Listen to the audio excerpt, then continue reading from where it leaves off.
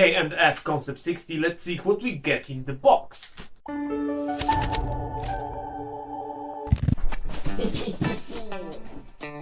Well, it's time to get the box opened. You can clearly see how much happiness I get while opening boxes. Unfortunately, this box does not belong to me, but to a friend of mine. K&F Concept. Tripods, professional accessories. Ooh. We got a serious bug inside. Oh my god. Okay, this looks quite good quality from the very beginning. Let's see what we get inside. There's not too many elements. This is the tripod, it's not light. A belt. One Allen key.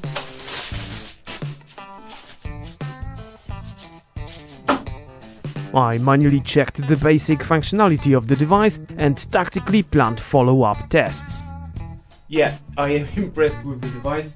I'm gonna take it outside tomorrow because today it's too late.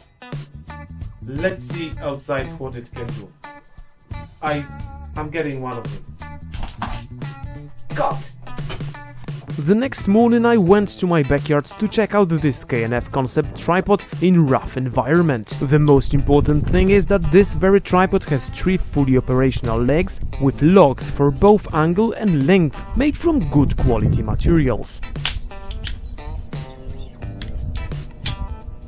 Apart from 3 extendable legs, this very tripod is equipped in a telescopic main arm that is bendable as well, so you will be able to find the perfect angle for your photos or videos. 3 legs of the tripod can be set flat in one plane, and this is usually unavailable if you have a cheap tripod. This is me playing with all the possible settings of the device. I tried all the height settings and angle settings of these 3 legs. As I already mentioned, you can have an upside down setting for the main telescopic arm, and here I tested the device without unscrewing the bolt. I just flipped the tripod upside down. To my surprise, it worked perfectly fine. But if you're using heavy and expensive DSLR, remember to use the proper setting, but it will work if you shoot with a mobile like I do. When you have your tripod in under the legs mode, you will be able to shoot great macros and frog perspective photos and videos like I did here. Just have a look at the shots.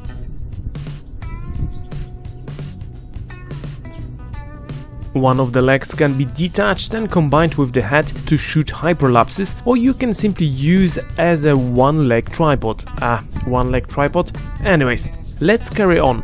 So it's time we got back to my studio. As I said, I did go outside with the device. I did test all of the features of the device, and let me just show you all the details that I like and that I don't like about this very device. Cut!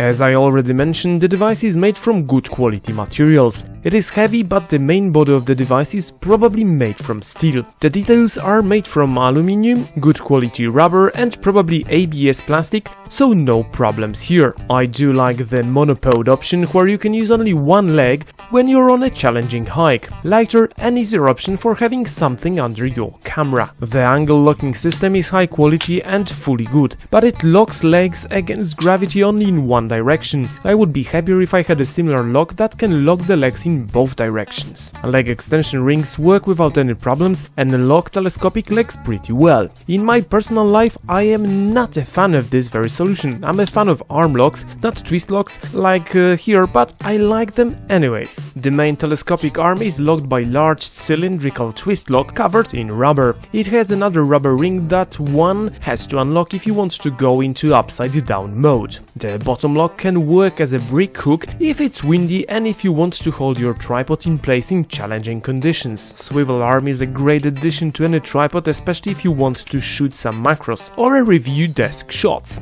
The column can be extended by a couple of inches with the pipe provided by the manufacturer of this device. Ball lock works well, but should have a larger butterfly screw, as it requires quite some force to lock the arm in place, especially if you want to shoot with a large DSLR. If you got to 90 degrees, you do not have to lock the device. Well, that depends on what you do. Now it's time to cover piece de resistance, the panning head of the tripod, that is a liquid pan. Let's have a look at the head from a closer distance and let me show you a couple of shots that I did with it. Head works brilliantly and it seems to provide very nice pan without any shakes. Simply smooth as silk. I would like to be even more resistant, but it does the job pretty well, especially when you take in consideration that it is a budget device. This is the extension pipe and screw for the main shaft, and this is the locking mechanism of the top of the head with 1/4-inch screw. A standard photo to tripod connector screw. This is the swivel arm again in a detailed shot, and this is the arm to liquid pan head connector that is made according to the manual as well. Let me just play the pan shots with dramatic music so you can see and understand how great addition is a liquid pan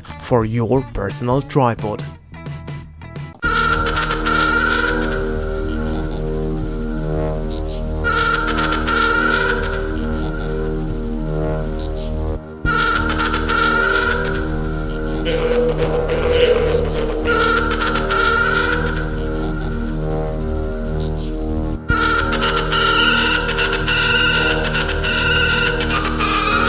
Just to top the store up, the whole set comes in a nice black baggie that is made from strong and good quality materials, so I simply like the device a lot, especially when it comes 50% cheaper than Manfrotto equivalent.